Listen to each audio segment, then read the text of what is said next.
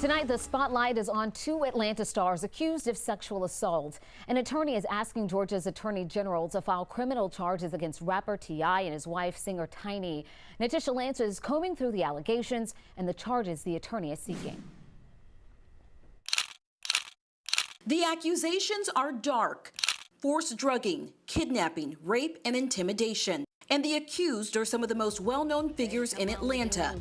Clifford Harris Jr., known as T.I., and his wife Tamika Harris, known as Tiny. A New York-based attorney says more than 30 women contacted him from various states, accusing the rapper and his wife of abuse. The disturbing allegations span more than 15 years, going back to 2006. Whatever we ever have done has been done with consensual adults. Back in January, the recently turned activist posted a video on Instagram addressing allegations that began to surface online.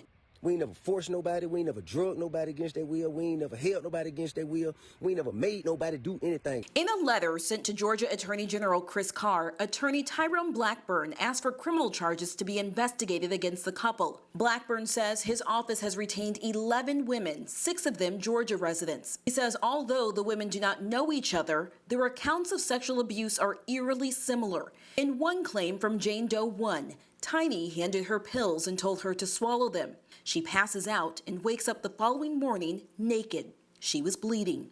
T.I. and Tiny continue to deny the allegations.